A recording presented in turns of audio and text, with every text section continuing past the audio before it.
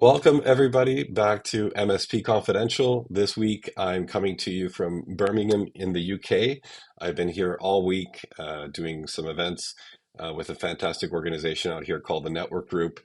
And I couldn't get back to North America fast enough. And so I thought, let's do an evening podcast or evening stream. And so here we are. Beautiful brown curtains, hotel background here. I can't stress how lovely that is, of course. But hopefully it won't bother you too much. I'd like to welcome our guest today, Don Sizer of Third Element Consulting. Don, how are you? Thank you for coming on. Good.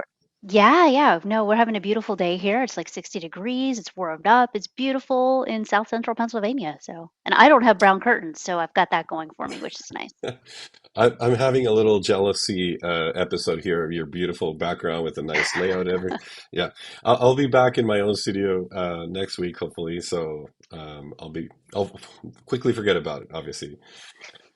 My gosh, Don, we only spoke for the first time yesterday, and I went and did a bunch of research, of course, on your history, and um, I hate having people introduce themselves for 10 minutes because I feel like it just does a disservice to getting to the topic. But I'll just mention briefly for everybody, Don has been an MSP of, nearly 20 years or 20 plus years and works primarily with law enforcement vertical, but not necessarily specifically only law enforcement. She's big on community, big on neurodiversity, loves talking about things that help business growth and business careers. And so we're going to get into some of those topics. In fact, I kind of maybe telegraphed that I was going to unpack a couple things that I was hearing this week during the network group event around things like pragmatism, execution. And so, as a successful business owner yourself, I thought there must be some of that you've come across in your history that has helped you move the business forward, of course. Maybe starting with pragmatism. And what I'll explain perhaps what I mean for people that are curious, sort of the context of that word in this case. In one of the previous MSP Confidentials with Chris Day, he was telling me about a story with Paul Dipple, who had described him as a very pragmatic guy, meaning if there was a change that needed to be made in business so you could sort of make an inflection, make something happen and improve, you just go ahead and do it. And you execute and you go, full throttle. And so that's kind of what pragmatism means in that context. And obviously that is followed by execution. But I'm curious to hear your background on those two things and how they've affected your business. I mean, there's so many different points as you're building a business, as you're starting a business, right? And even from going from the start, right? You realize, oh, there's a mistake or there's two paths, right? You know, the old two paths diverge in the wood and you have to decide which one you're going to take. And for a business owner, taking the one that everybody does is typically the wrong way of doing it. So you're taking that one that's less traveled. And being out in front makes it even harder because you're having to lead the way. So right now, I'm gonna do something that everybody's looking at right now is like AI, Copilot, all of those things. And that was one of the things we've been watching this probably since March of last year. And we're like, oh, that was a cute little tool. Or a toy, depending on how you wanted to look at it. And then by August, I was to the point of starting to present on how to use it. What are the policies that have to go around it? What does this look like? Having conversations with clients.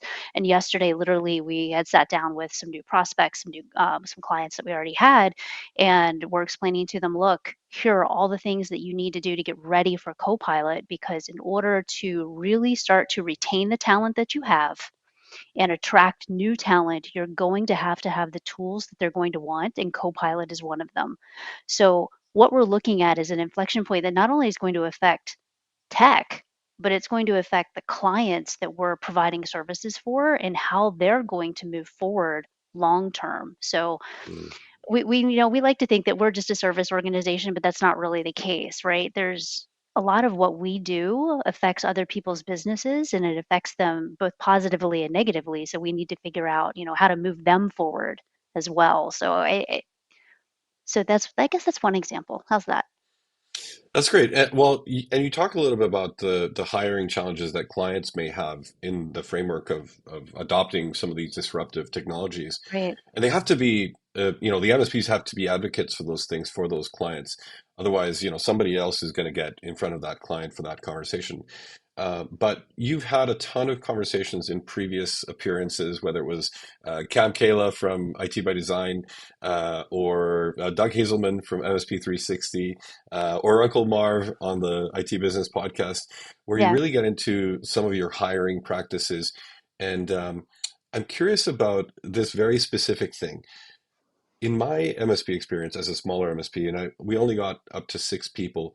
Uh, our clients never saw us as business partners as much as we would have liked to, and I think some of that is really changing and evolving for MSPs today. But the hiring piece, you've spent a lot of time uncovering some of the challenges and how to make it better and how to adopt great policies and processes.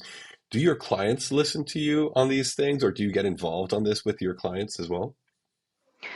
We have the advantage of having some clients that have been around a lot longer than we have, which is kind of nice, right? So when you're dealing with local government, I mean, they've been around 50, 60, sometimes 100 years or more, which is really interesting. So they have some background that we maybe don't have on the hiring side. And we've had some really fantastic conversations with them, and a lot of what we do centers around some law enforcement clients. So we've looked at how they develop, um, like a police officer coming up through the ranks and what that looks like. Like, how do you take somebody that's coming in just as a street cop and build them into a lieutenant or a sergeant or anything like that? How does that look? Because it's not that different on what we're looking to accomplish. Like, how do you take somebody that's coming in as that level one help desk and how do you build them up and make them management level material over a number of years? It's not like it's going to happen overnight, right? So it's building that big roadmap of not only the onboarding process, because that's key, but after that, how do you take them and really start putting some time, effort, and energy into them so that you don't have attrition? You're not having to replace that person every couple of years. What does that look like? And how do you make sure that not only are you aligning your needs, but you need to align that person's needs too? Because if they don't mesh, you're going to lose the person anyway. Hmm. Well, there's a couple maybe rabbit holes to click into. One of them is, career mapping is interesting conversation to have because for many small MSPs, career mapping maybe looks a little bit different than it does for a large shop where there's a progression to be had, quote unquote, in the vertical ladder to some extent. Sometimes it's technical proficiency, sometimes it's management or other things. But smaller MSPs maybe have a shorter window of Sure. opportunity there. And so they have to start thinking maybe about this interesting horizontal deepening of skills and aptitudes and characteristics and stuff like that. And so I'm curious if you explore both today and how you go about it. Obviously, your processes or your tendency towards processes maybe has helped you outline a framework that has worked really well. So I would say over the last couple of years, we adopted, I mean, we looked at a ton of different frameworks, right? We looked at scaling up, we looked at EOS, we looked at, I think, three or four other ones. We decided to focus in on EOS. And one of the things that they do is they have this really nice way of doing review processes in the business, right? And it's usually on a quarterly, like you all get together, your management team gets together, and you set, your goals, your milestones, they call them rocks, and what that looks like. And we actually took that process and pulled it down into an employee review even. And we do that on the quarterly. So we help those folks set rocks for themselves or milestones or goals or whatever you want to call them in your business. I don't care. As long as you have them, that's the important part. And that's how you start mapping out that person and their career inside of your own company. Like, what do you want to do? What do you want to be doing? And that person that's coming in, especially as that level one tech, right? They aren't going to know what that is. So you're going to have to try things out with them and help them decide which way they want their career to go. Or they may only have to have, their rocks for that quarter or even for that first year that they're there, might just be a couple certifications, and they need to Mhm. experience things before they can start really picking a direction of the way that they want to go.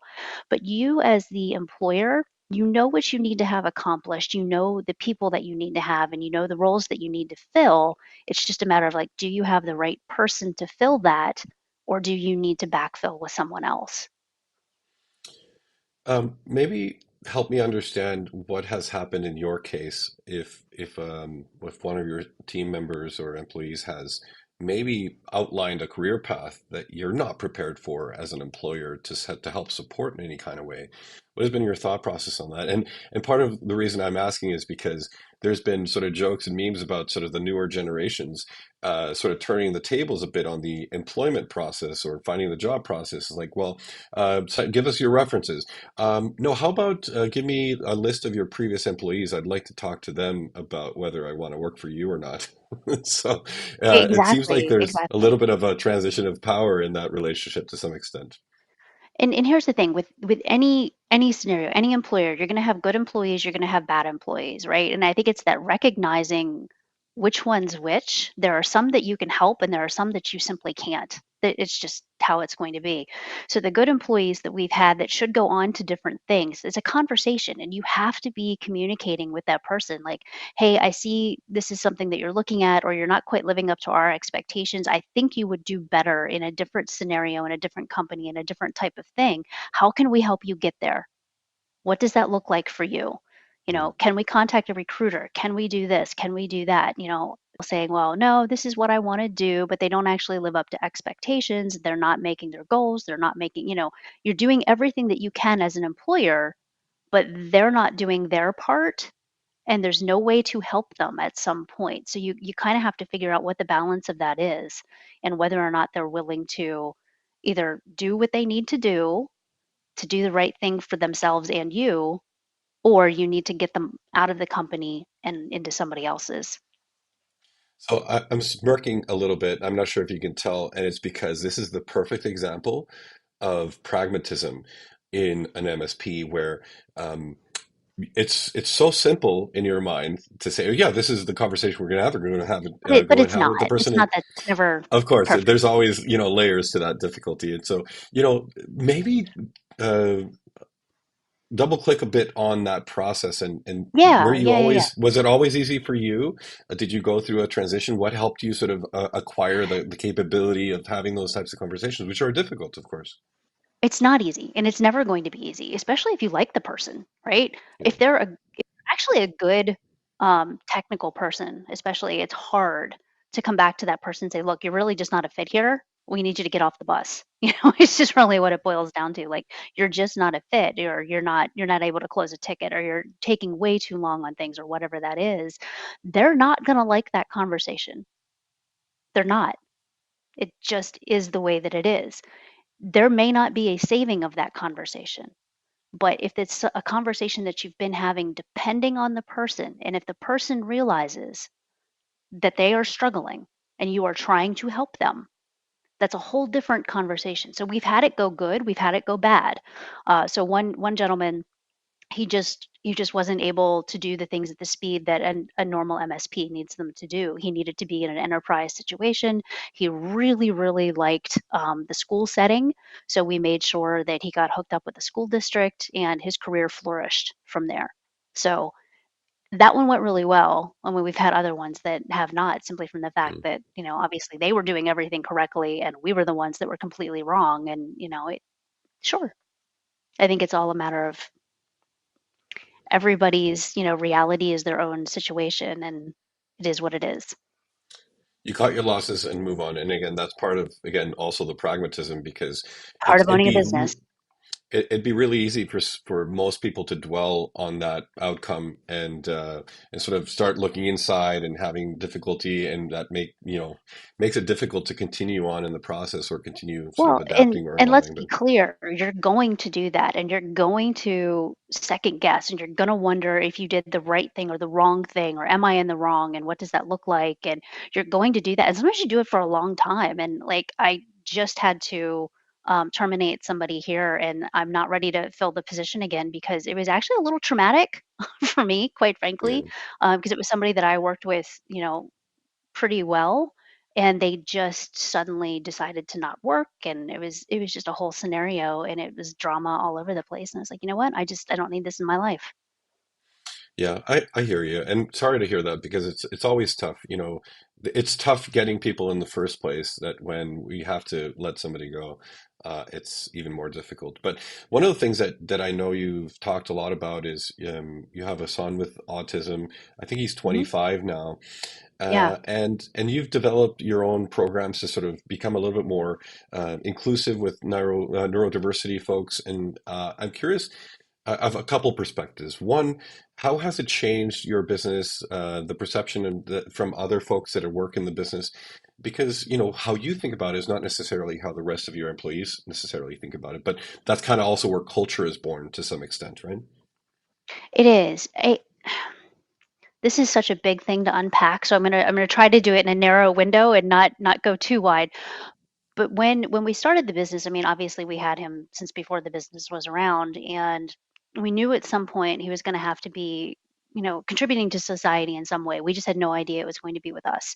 So as we got to a point where he was, graduating from high school and he was able to graduate with his peers at their level, so he was in special education, but there weren't a whole lot of rails put on him, so it was a different situation. And then when we were looking at how to do onboarding and what that actually looked like, we're like, well, how could we onboard somebody that's like him?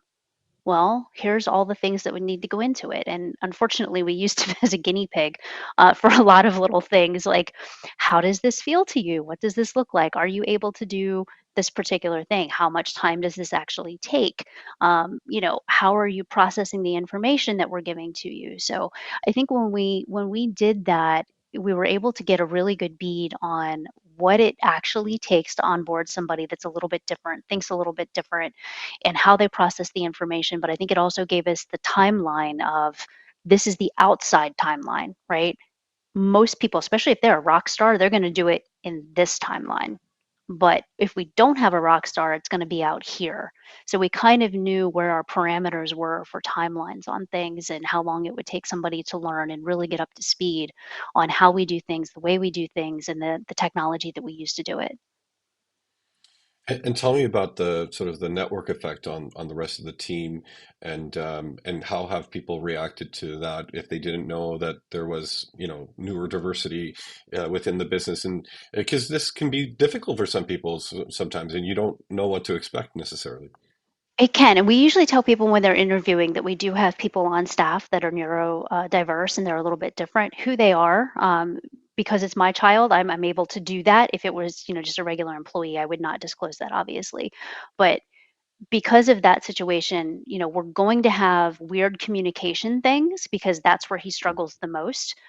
Face to face communication for him is a little bit more difficult, but if you Teams him or text him, he actually does a little bit better that way. If you ever struggle with it, this is how we handle it. So we talk about communication, we talk about why it's different, and it's the sharing of why we're doing what we're doing that affects that. And he himself, we have found that typically neurodiverse people come with pluses and minuses, right? They usually have something that is just absolutely amazing, some crazy superpower that they've got.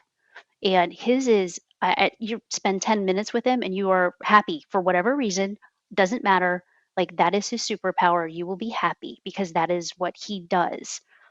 Works really well with other people, but that's his crazy superpower. And everybody recognizes that. That's part of the team. And they're like, they just interact with him. Or if they're having a bad day, they interact with him a little more. And it's a neat thing to watch from the mom perspective, but it's a neat thing to watch from the employer perspective too. It's interesting. I was just earlier watching. I got stuck in the vortex of Instagram, and I was watching a Novak Djokovic interview because he just got booted out of the Australian Open, and the interviewer was talking about the gift that he has for mental strength or mental awareness, and he was very quick to stop him and say, Let me correct you there. That's not a gift. That's something that I've worked very hard on becoming more self-aware, understanding where are some of the limits of my capabilities, figuring out how to communicate with myself, processing the situation, and then moving on. And I feel like all those things are strong messages that a lot of people need to hear because on the communication piece, everybody has sort of a mini leadership role, I guess, to some extent. And if somebody's not hearing you correctly or well, it's kind of on you to communicate better. Because I hear constantly, the person on the receiving side, um, sort of when they express a dissatisfaction with the message or not understanding or what have you, then the person, sending the message was just, oh, well, they just don't get it. And so it's a little bit frustrating sometimes on the receiving side, I can see.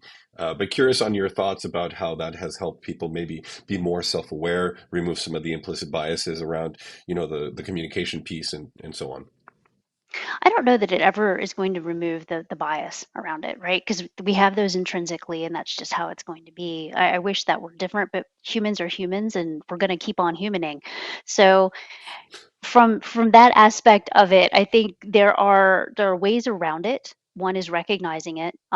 Two, there's actually technology again that we can lean on a little bit. I know I lean on AI things to rewrite some of the things that I send out from time to time, just because I look at it and it's like it seems a little harsh, it seems a little too direct, it seems a little blunt, that kind of thing. And I might have Copilot or Chatsonic or whatever I'm using that day to rewrite that particular thing. Like, how does that sound?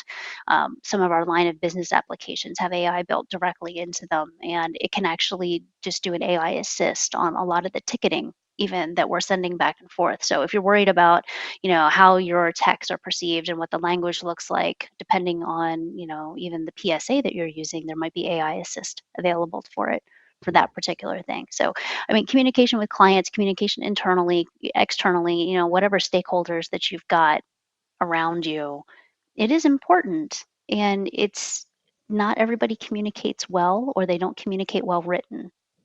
So it's a Yeah. matter of figuring out how do you communicate the best? Is it face to face? Is it written? Is it shorthand text? What works best for you? And then once you have that down, letting people know that is my preferred method of communication and this is why, because sometimes things don't come off well in context or it's just better to have a phone call. And there's I think there's a tipping point too, and I'm going way long on this, so I apologize, but there's a tipping point of understanding in your professional career when to pick up the phone and not write an email. It's a And I'm just magical, gonna like, it's a, it's a, and I'm ma- gonna it's a stop there. magical moving It is. goalpost. Yeah. It is. Um, It is. yeah. Well, you shared a stat with me that you guys have less than 1% retention, if I recall, or churn in your business, which if I recall correctly. And I wanted to know if you can emphatically link the communication efforts that you've gone to great lengths to improve as one of the reasons why clients stay. Because I hear that often, it's not always the technology that keeps the clients around. In many cases, it's the relationship, the communication obviously plays a big part in that. And so curious on your thoughts. I'm going to go with relationship. I'd like to say it's communication, but it's relationship, right? Because if people truly believe that you can solve a problem, they're not going to leave. It's when that breaks down and you've lost their trust, you've lost all kinds of things, and that relationship is broken. It doesn't matter what happens after that. You can communicate as well as you want. It won't make any difference. It's that moment that that relationship is broken and that they don't believe that you can fix the problem. I would rather have a client call me angry, yelling at me to fix something than not call me at all. Well, and therein lies another challenge, which is not everybody is equipped with the emotional intelligence to handle that type of call from a client, and that may be the thing that breaks the camel's back, so to Oh, yeah. speak. It's like I don't want to deal with this kind of thing anymore. I quit, and that's tough. And so, how have you taught or encouraged your staff to better deal with those situations because they do occur, no matter how good you are. They do occur and 100%. And when you have multiple issues going on, and every MSP is going to go through this when you hit there are certain, I'm going to call them milestones, mile markers, that kind of thing. Sometimes it's money, sometimes it's growth, sometimes it's all kinds of different things. But as you are growing, you're going to hit certain tipping points where it doesn't seem like no matter what you do, relationships are going to falter, things aren't going to go quite right because your focus is somewhere else because it has to be on that growth, right? Because you can't do, you have so many balls that you're juggling as an MSP, they're going to fall eventually. So it's that coming back around and making sure that you're focusing back on the relationships again, getting that taken care of, and that's internally, externally, the whole nine yards. But how do you get your other people set for that? You don't. It's going to happen, and it's going to happen out of left field all of a sudden. And the only way to deal with that is to take that person aside, coach them through that scenario, or do it ahead of time if you possibly can. Like, folks, this is going to happen at some point. Hmm. Here's how you deal with it. Here's the easiest way of dealing with it. Here's a bad way of dealing with it. Because sometimes seeing the worst possible scenario is a Yeah. way of learning from it and walking them through that and how they feel in that scenario so that they know what the feeling is, they know how to fix it, and they know how to move past it or when to escalate it and get somebody else involved and get it involved as fast as they can so that the situation doesn't spiral out of control. I love that. And on the milestone bit that you talk about, you've not been there and done that until you've been there and done that. And so I'm curious how you've dealt with some of the new milestones in your business and what kind of, whether it's outside advice, mentorship, peer groups, and the like have been useful in your case. And would you have done that sooner if you hadn't started doing that in the early part of the business? Or what would you tell an MSP sort of starting to reach some of those milestones? So to be fair, and I want to put this in context so everybody understands where we're kind of coming from. We've had this business since 2005. It wasn't until 2019 that we even started going out to conferences and that kind of stuff. So we had all of that time essentially alone. Like we were doing this on our own. We weren't dealing with other MSPs. We weren't seeing. We didn't even know that the term MSP existed at that time. Solution provider, whatever. We were just an IT consultant as far as we were concerned. We had no idea what was going on. So from 2019 until now is when we have seen all of this growth. So what's the milestone, right? Community, people that were, bouncing ideas off of, people that we've, met, learned from. So do we have mentors? 100%. Are they on the vendor side? Are they on the MSP side? 100%. I think there are good people out there, and there is a huge community out there that wants you to succeed, and they are your peers. It's not like everybody's out there to get you. Some of them are, but not everybody is. And there are some good folks out there in the community. I would say most people are not out there to get you, and but Exactly. Exactly. it's easy to get pulled down in those situations where you sort of are targeted for whatever reason, or a competitor that's not playing nice, and that kind of thing. Right.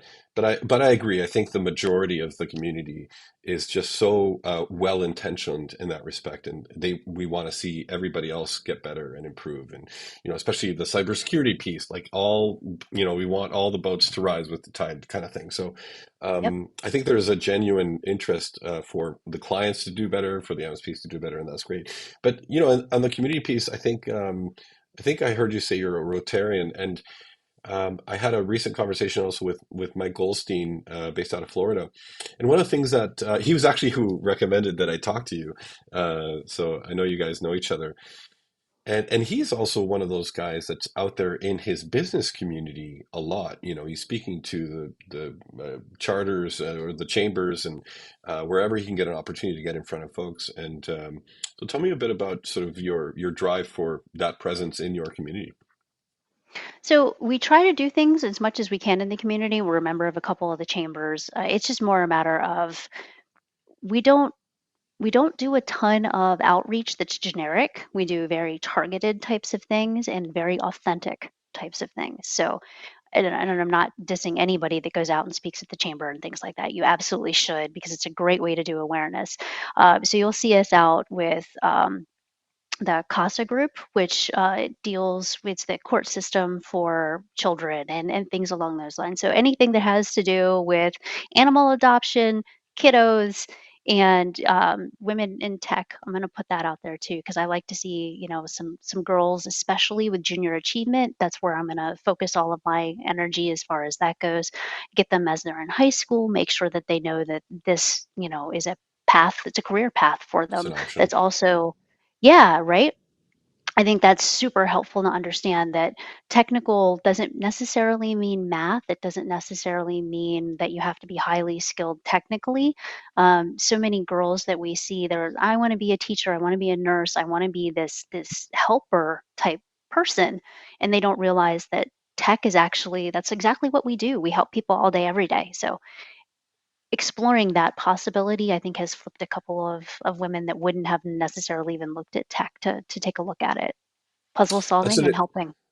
That's an interesting reversal of roles in a way because I often make the comment that the guys in IT we get into IT because we love tech, but then we have to learn to love helping people with tech, which is a Yep, very different part of the it is. equation. And it's interesting now to think about the women come in and maybe they love helping people. Now they have to love tech to help people with the tech, and those things are always interesting to try and work towards aligning because at least for me, I didn't always like helping people with tech. I just knew I liked tech, and a lot of people get started in an MSP business that way. It's like they're just playing around with the computers and stuff. It's like I can do a business, and then they have to deal with people, and then there's a whole Exactly. can of worms that's open there. No, it is, but it's a good can of worms. And anybody that has the opportunity to talk to kids, usually that conversation would be like, who likes to play, with puzzles? Who likes to solve puzzles? What type of puzzles do you like to solve? And then once you get them talking about that, then you can start into the technical types of things. Well, hey, what I do every single day is solve a puzzle.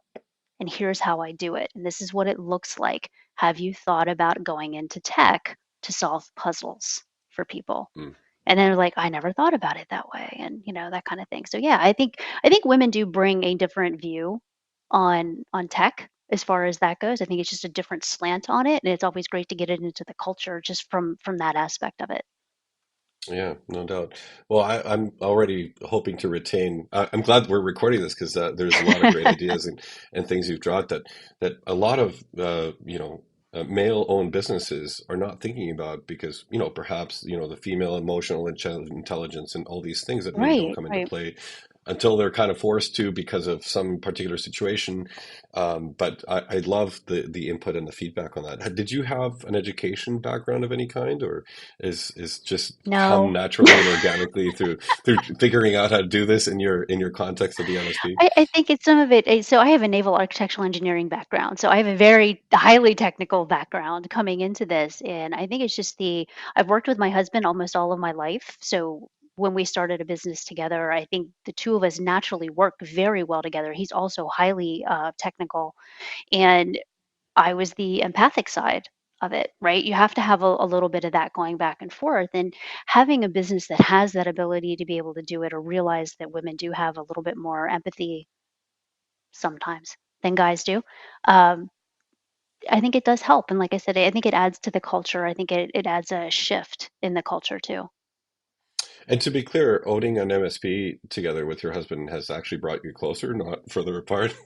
Not for their part. Yeah. And we haven't, decided to get divorced and nobody's murdered each other yet. So, we have Excellent. good things. That's, perfect outcome. I love it. Um, that is a pitfall you could avoid, learning how to work with another person. That's not always the obvious thing to learn. We're always kind of looking introspectively, but not necessarily outside to make it better with the other people. So that's great. But speaking of pitfalls, I know that again, along the lines of those milestones that you were talking about, there are things we learn never to do again. And I'm curious if there's been some pitfalls or things that you figure, well, it would have been great if we had learned not to do this, 5 years ago or 10 years ago. Because, 20-year career, you've seen a thing or two, I'm sure. Yeah. So I'm going to go back to, like you said, those milestones, right?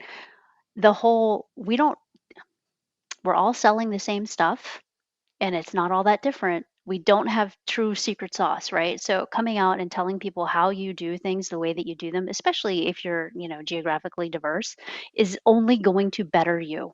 It is not going to draw from you. And I think that's something that people should learn sooner rather than later. I think that's a huge thing.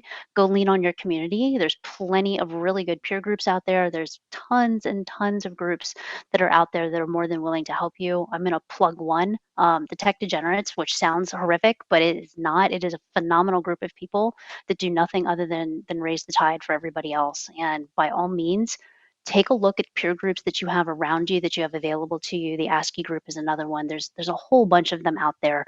Reach out, look for some folks. That will start one of them, because that is absolutely a pitfall I think that everybody gets into, is like, oh, we can't ever tell anybody how we do things. Please tell people how you do things. They can probably see the things that are wrong. So that's number one.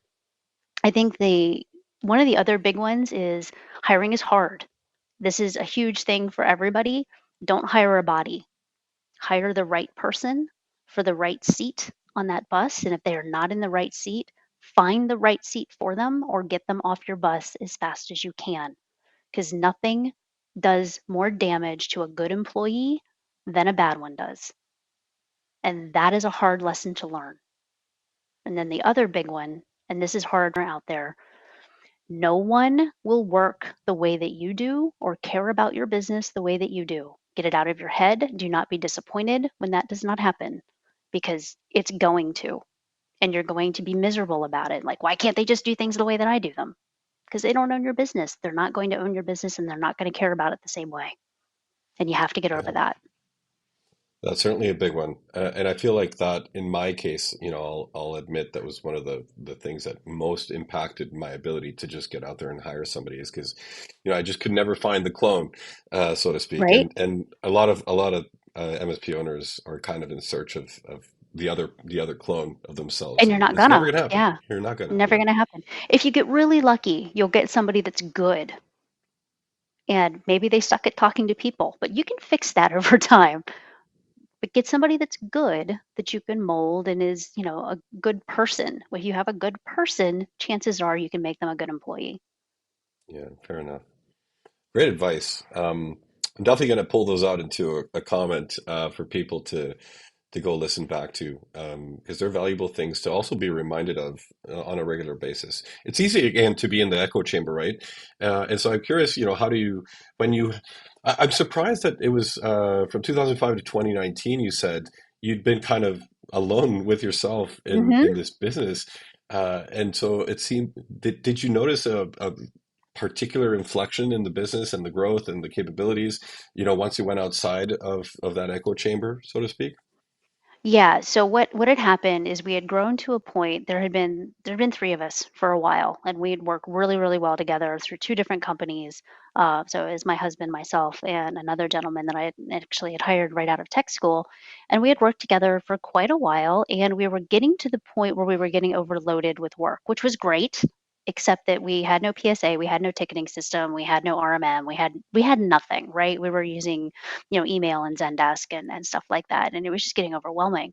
So we went out and started looking for something to really start tracking what it is we were doing, track our time, track, tickets, make sure that we're not missing things, blah, blah, blah, blah, blah. And ConnectWise came up on our radar, and Screen Connect and things along those lines back in the day, right? Back in the day was 2019 already. But at that point, we hadn't seen a ton. I think that was actually 2018, to be fair. But anyway, so we went out to an IT Nation, and it was like, wow, holy crap! I had no idea all this stuff was out here. And I think that was the first big, opening of the eyes of all of these people are out here. And we made friends with a couple of vendors, and they introduced us to their friends, who introduced us to their friends, who introduced, that's how this Yeah. goes. But that's what really that was the point. That was the turning point, I think, for us, was really getting an introduction to the channel itself and what that looks like and what all is out here and the connections that can be made and where that community is. Like you get out there and you're like, this is really overwhelming. And then 2 years into it, you're like, these are my people. I didn't know they were here, but these are my people. I'm just surprised that you managed without, shiny objects to be chasing down, for Me 20 too. years like most of us have. And now you're just doubling. Yeah, imagine the shock in 2019 when you went to that first IT Nation. I just can't imagine it. Incredible. Yeah, yeah, yeah. So speaking of, I guess shiny objects and fascinations. One of the things that I learned to do a long time ago is not be frustrated by things, but to be fascinated by things. And it was one of those sort of just verbal cues to change your mindset about a problem, about a challenge. And so I asked you yesterday when we were sort of doing a quick prep for today, what were some of your current fascinations? And you told me about one, which is growing clients' businesses. And I loved it because there is this separation, I guess, organic, natural separation that MSPs have from their clients, where we're kind of just always just chasing whatever they need us to be doing. But it's a very different mindset and position and relationship to be sort of at the forefront of actually helping them grow. And I just wanted to ask you about this a little bit and talk me through some of your thinking behind that. I mean, so many MSPs are like, "Oh yeah, we come in and we're your BCISO or we're your, whatever you want to call it, or we're your chief technology officer, or we're coming in for this particular thing." And but they're not talking about, well, how are they applying technology to grow the business, right? How can you be that person if you're not really there and doing the thing? So sitting down with a client, and again, it depends on your client. Maybe they need you once or twice a year, maybe they need you 4 times a year, maybe they need you 47 times a year. It depends on the client. What we have found is that the bigger clients generally need you when they're doing their planning sessions, and when we do our planning sessions, are usually quarterly. So typically it's going to be quarterly for those folks. But when you're sitting down and looking at, the projects that they're looking at and what the workflows are looking like and what they're planning on doing for the next quarter, for the next half of the year, or even what they're looking at pushing out to next year, how do you apply what it is that we're doing to make the business better, to make them be able to, interact with their clients better, to be able to grow, to be able to expand? How do we do that? How do we leverage that technology to make that happen for them? And what does that spend look like? Is it a spend? Maybe it isn't a spend. Maybe it's a workflow. All of those conversations need to be happening at that level. And if you're not having those conversations, how are you really helping your client other than giving them a bill? Yeah, well, this is exactly the commoditization of IT, which is Right. most people are not having those conversations. So then now it's the race to the bottom, unless they know to identify the difference, and that goes for the client as well. And sometimes clients Exactly. don't know that they could be getting that kind of conversation or strategy from their IT provider or MSP, but it's sort of an interesting dynamic, Well, and surely. sometimes you have to work with the client for a little while too, for them to truly understand that. Like going into it day one, unless they had had that previously and they're already looking for it, or you've really set them up as a new client to understand that this is what we do, and you've done a project with them and they've seen what that looks like, and then they know what to expect. You don't know what you don't know, and you're going to have to educate the client on what to expect, how to expect it, and what you're actually able to do, because they're not going to know, and you can't Yeah. expect them to know. And that's one aspect of it. Another part that it's been interesting as it evolves over the last few years is the client's involvement in their own IT. Perhaps compliance is the best example I can give because you're in a highly regulated industry with some of your clients require CJIS, the Criminal Justice Information Services Security Policy stuff, and and so maybe clients have become accustomed to be part of that process and have to develop the policy and the behaviors and the committees and all the things that are required for that. But in many other industries, that is not the case. And so now we're sort of in at this interesting crossroads of we're trying to raise the tide again for all clients, be better aligned to things like CIS or SOC 2 or ISO 27000 or whatever. And the clients are not sort of turning a leaf and becoming part of that conversation. And I'm curious if you've had some of those non-regulated clients that you've helped sort of see the opportunity and move them into this new way of doing uh, being part of their own rescue, so to speak. Exactly. So again, we have an advantage of being in that vertical, and we've been in that vertical since we started the business. So we've been having that conversation that revolves around CGIS for a very long time, for people that know that they're going to be audited. They know what that's going to look like. The state police are going to show up and they're going to do an audit and they're not going to be nice about it. So having those conversations, we know how to have the conversation. So I think that's part one, right? How do you have the conversation that's appropriate for the client and figuring that out so that they understand what that's going to look like, how it applies to them, why it should apply to them, especially if no one's going to show up to do an audit, right? That's a Mm, big thing. And if nobody's going to show up to do an audit, it's not going to cost them any money. They're not going to get fined. Like, you're going to have a really hard time putting that in front of them. What you can start the conversation out with, though, is, you know what? We do have a couple of clients that look like this. Here's why we're doing it for them. This is the framework that we use for everybody else, and this is why we're using that framework and what that looks like. Here's how it helps you. It helps with your insurance. It helps with, your risk level. Talking about risk and liability is a huge thing for a lot of clients. Everybody understands risk.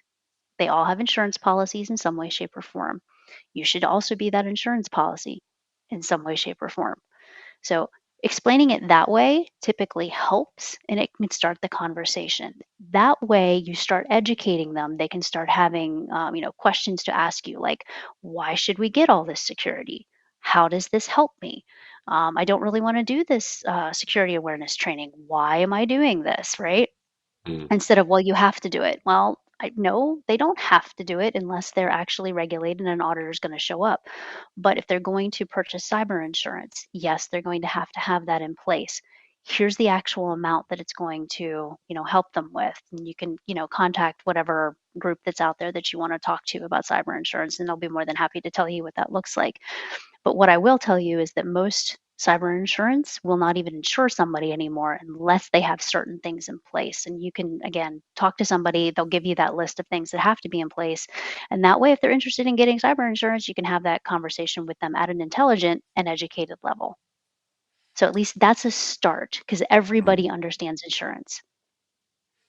Yeah, and it's interesting that through various conversations, the commentary has surfaced that the thing that has moved cybersecurity forward the most in recent years has actually been insurance industry. A few years ago, I saw this movie.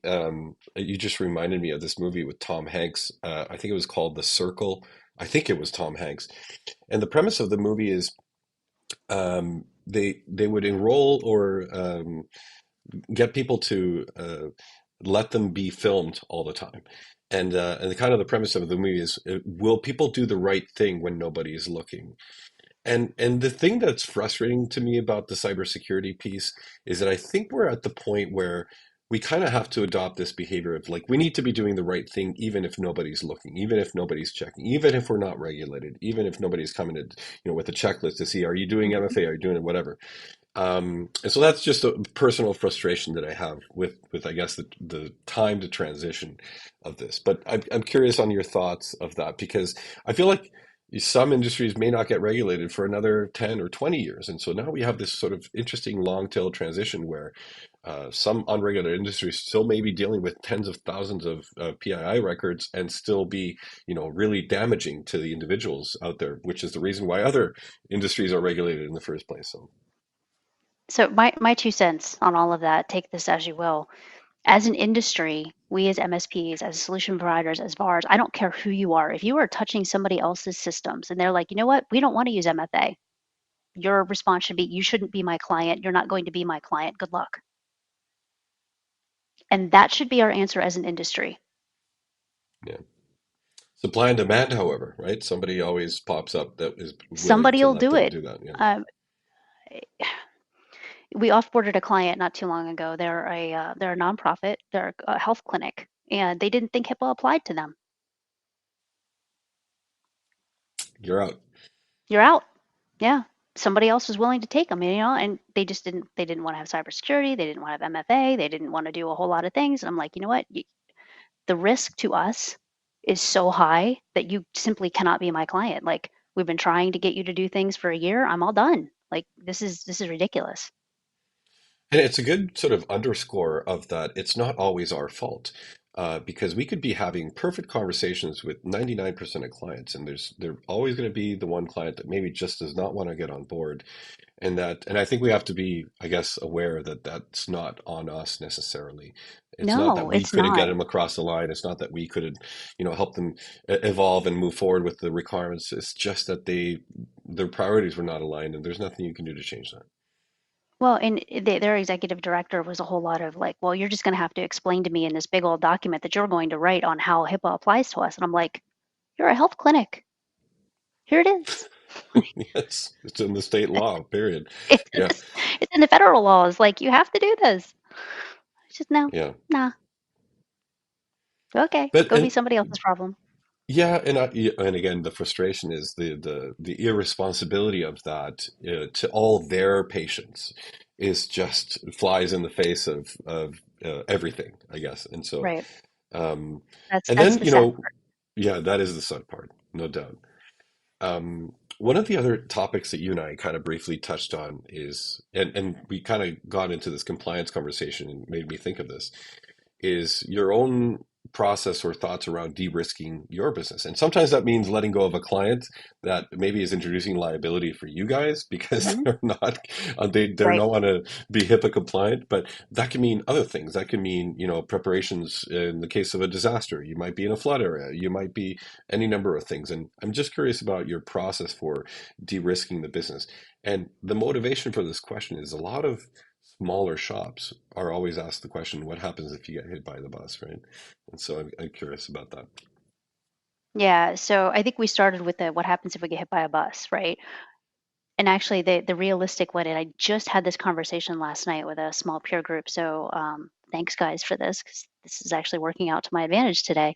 One man shop, right? What happens when you want to go on vacation, right? It's the same idea as what happens if I get hit by a bus. So do you find somebody that's friendly in your neighborhood? Maybe there's another MSP that's in the neighborhood. Maybe there's another one man band, whatever that looks like for you. Go find a friend, like literally phone a friend. What does that look like? Can they handle your workload if you're going on vacation, or, if Mm, something else comes along? Or what are your plans for if you are laid up in the hospital, you break your leg, or, you're in a bad car accident and you're in the hospital for 3 weeks? What does that look like? Do you have a plan for that? That stuff you need to get going now, because that can happen at any moment. So that's one thing, de-risk your business that way. And then of course there's always the, okay, so what happens if we're all in the office one day and we lose electricity, right? What does that look like for us? How do we function? Do we send people home? Do we have the equipment to send people home? So there's all kinds of things around that. So if you don't have disaster recovery plans in some way, shape, or form, you should absolutely have those. And disaster recovery plan is not, yeah, we've got a backup. It's in the cloud. We're fine. A lot of people think that's what it is. No, it's not. Make sure you have things for the actual business too. And that's down to everything like, you know, yep, I'm laid up in the hospital. Who's paying my bills? yeah. Do I have The somebody that has irony access to things? the irony on the compliance stuff is that the compliance frameworks actually, help you plan for all of this. Yeah. And it's interesting that a lot of MSPs, and this is maybe an old behavior, an old habit of the reseller VAR era. We would not buy or adopt or learn a product until a client raises their hand and says, "Hey, we need that.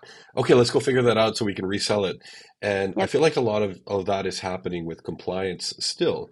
And MSPs are not starting their compliance journey on their own. Whether or not they have a client that needs it, I feel like this is the place we need to get to sooner than later, of course. And so, So let's talk about like ease of it, right? So if you're a CompTIA member, why are you not looking at CompTIA Trustmark? That's number one. That's an easy way to ease your ways into it. There's plenty of people out there. We can help you out through that. CIS is another one. CIS maps to almost everything, right? So you can go through the controls, look at what that looks like for you, decide whether or not that's right for you or not. You can look at NIST. That's another one. If any of your clients are HIPAA or CMMC or anything else, you also have to be that. So why aren't you doing that? I mean, there's so many conversations around compliance. Yes, I know we aren't regulated as an industry, but chances are your clients are in some way, shape, or form, and you're going to have at least one client that's regulated, which means that so are you. yeah, Like, by come by on. association, yeah, Right. yeah. Right. Well, coincidentally, wink, wink, Control Map, one of our apps, launched support for CGIS framework a few weeks ago. And it's kind of the reason it made me think of CGIS, and I kind of went down the rabbit hole a little bit to go investigate what's there. And it's like, FTC safeguards, it's like any compliance framework, really. It's just kind of specifically geared towards law enforcement and hospitals and other folks that deal with fingerprints and stuff like that. But Right. Yep. um, so there are definitely the tools available, and there's kind of no excuse. So let's get moving on this, people, is really the thing I want to leave the message with. But um, wow, can you believe it's 5 minutes to the top of the hour already? No, I mean, that was a quick conversation, it feels like. Yeah. Well, I'd love to keep it light at the end. I have a little curated list of rapid fire questions. I'll throw them at you. Some of them are not rapid fire answers, mind you, so don't Right. feel pressured to, condense it if it needs an explanation. But the first one is, what's the best sandwich? I stole that one from Colbert, by the way. So this is going to be a terrible answer. So I have celiac disease, so I don't eat much bread. But if I'm going to, if I'm going to have anything, it's going to be on gluten-free bread. But there's nothing that beats a peanut butter and jelly sandwich when you just need some comfort food, and especially if it has chunky peanut butter on it. Mm, okay. Now I'm hungry. Um, Sorry, that's okay. That's okay. I might just have to go down. I'm at a hotel. They'll make me a peanut butter. They'll make me they whatever I will. They'll want. make you one. Yeah. Yeah. What's one thing you own that you really should throw out? Half of my closet. Yeah, with guys, that's not usual. Well, God, my wife accuses me of holding on to t-shirts for too long, but so I try to now be more recycly with my t-shirts. But yeah, that's a Yeah, good I mean, one. some days I think it's my puppy, but mostly it's just like half my closet that I've just there's stuff in there I don't wear the way that I should. Fair enough. This is one that I love. Have you ever asked someone for their autograph? I have, I have, and I have a couple that I really like. So yeah. Can you say who are they?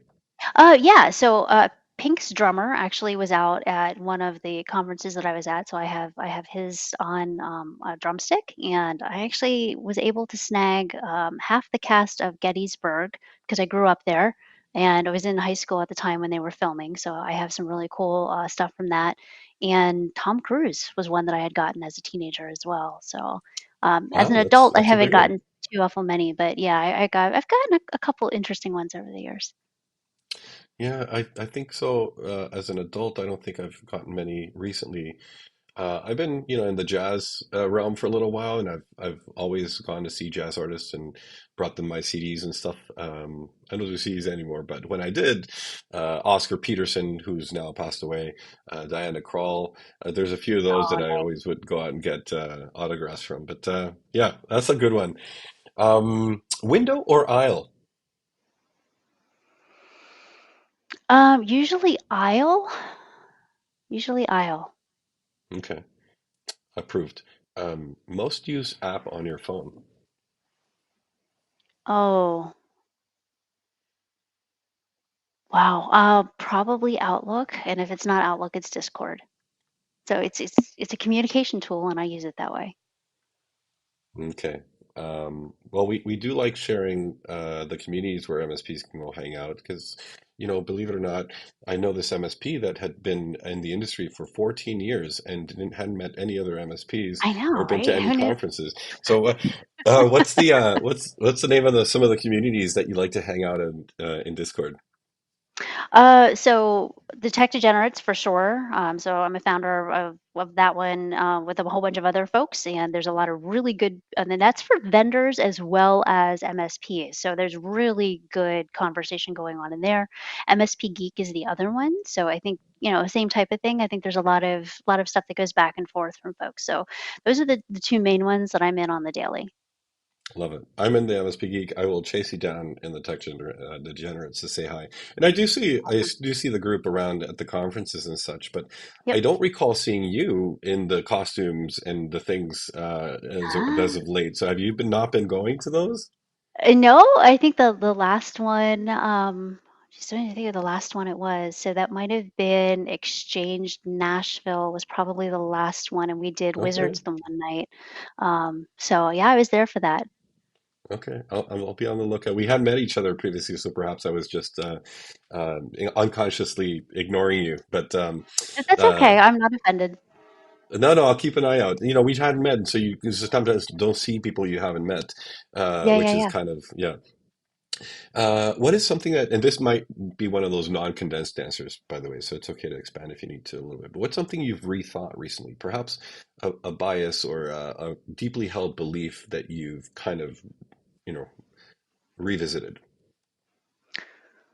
Oh man, I was not prepared for that question. I think there's a lot of things that we do unconsciously that we probably don't think about on biases and the things along those lines. And I hope that that is the case because again, I think we've talked about how um, just as human nature, we're biased on a lot of different things. And sometimes it's, something that we thought was true. Sometimes it's something that we initially thought we liked or didn't like, and we have to retry that. I think with uh, and to be fair, again, I'm a mom, so I see this in my kids a lot more so than anything else. But even something like, oh, I tried this thing a couple years ago and I didn't like the taste of it, so I'm never going to try it again, right? It's Mm, things change over time, whether it's your palate, whether it's your thinking process, whether it's the habits that you have, all things change over time. So if you haven't done something for a while, I would challenge you to try it again, whether it's a food or a thought process or a habit that you tried at one point. There's every possibility that you're at the right spot in your life to try it again, and it'll stick, or you'll like it, or you'll get a different thought process around it. I So it's love a that. non-answer answer. No, it's a great answer, and I'll tell you why. There's this quote that I love of Albert Einstein. I think it's Albert Einstein's quote, but is, you know, one of the highest signs of intelligence is the ability to change one's mind. And Yeah. I quote that at my 11-year-old quite often because he's in that sort of journey of like, I've tried that food 2 years ago. I still don't, I probably still don't like it. And so we have to constantly remind him, hey, you might now like it. Unfortunately, he still doesn't like anything, but you know, we got to get him in the thought process of changing his mind soon because, you know, once he, you know, puberty, I think changes everything. So we'll see what happens, right? It does. And we found too with both of our kids actually at that like 17, 18-year-old level, it seems like a lot of maturity starts to happen and things change, and they both develop some different habits and some different likes and dislikes, and it's always interesting being a parent and watching your children become people and adults that you truly like, and you're like, oh, I made these and they turned out okay. That's awesome. Um, a couple more. Okay. Next to last is, and this one has to be quick. You can't think about it too much. Complete this statement. I am a person who dot dot dot. um Yeah, wow. I do a lot of things. But here's one that probably not everybody knows unless you've like seen me sitting around and doing it. I crochet to unwind and de-stress. So I think that's an important thing for everybody to have. Like you have to have something that owning a business is hard, running a business is hard. So having something that you can sit down and do and basically let your mind go to mush for a little while that isn't just TV is fantastic. And if you can find something that works for you, do that. For me, it was Fortnite with my son. We Yep. play together, and it's such a. My wife loves that I play Fortnite with him.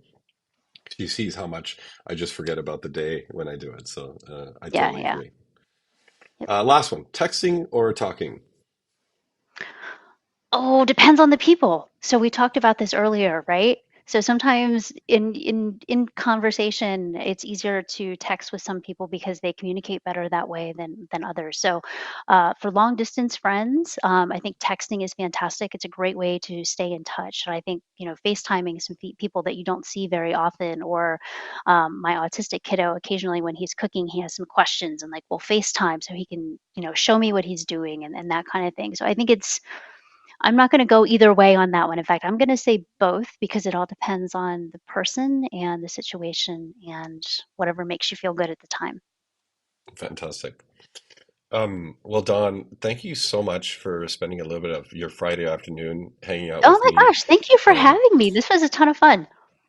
I love the conversation. I'm gonna look forward to going and listening back because I always hear more things and more of the depth inside of the answers when I go through them the second time around. So I appreciate all your knowledge and sharing on this conversation. Hopefully we can do it again pretty soon. Yeah, absolutely. It was my pleasure. So thanks again. Yeah, of course. So to everybody else, thank you so much for tuning in. Once again, we're here every Friday for MSP Confidential at 12 p.m. Pacific, 3 p.m. Eastern, or now 8 p.m. British Standard Time if I happen to be traveling. So either way, we'll try to be here every week at the same time, and we hope to see you again. Thanks again, Don, and we'll see you next Yep. week. All right. See ya.